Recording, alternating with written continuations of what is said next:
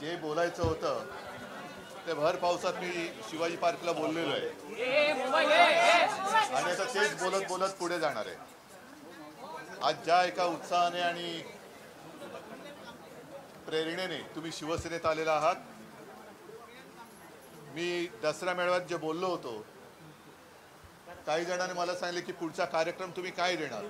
तर पुढचा कार्यक्रम हाच आहे की खरी देशभक्ती काय आहे, खरं हिंदुत्व काय आहे हे आपल्याला सर्वांना समजून सांगण्याची आता गरज आहे. कारण काही जणांच्या डोळ्यावरती पट्ट्या बांधल्या गेल्यात. आता जर का तुम्ही येताना पाहिलं असेल तर संपूर्ण हा परिसर होर्डिंग आणि बॅनरनी बरबटून टाकलेला आहे. टाकलाय ना. आले कोण होते? ब्रिटनचे पंतप्रधान. स्वागत कोण करते? आपले उपमुख्यमंत्री. आणि तिथपर्यंत पोहोचलाच तरी का, बोललाच तरी का. पण आज म्हणजे सकाळी येताना पाहिलं संजय राऊत चांगलं बोललेत.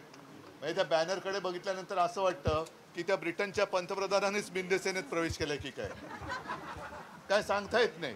ही अशी सगळी धूळफेक चाललेली आहे. यांना स्वतःची जाहिरातबाजी, स्वतःची पोस्टर्स, बॅनर्स ही एक आता काय वेड लागलेलं आहे ना, वेड स्वतःच्या प्रसिद्धीचं.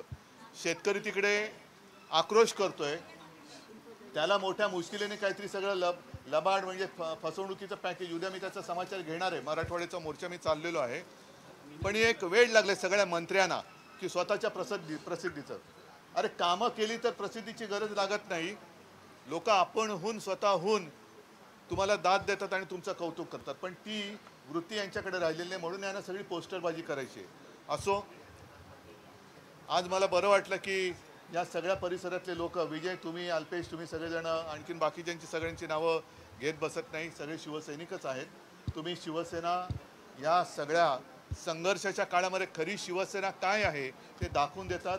तुमचा अभिमान मला आहे. असेच काम करत राहा. सगळ्यांना शुभेच्छा देतो. जय हिंद, जय महाराष्ट्र.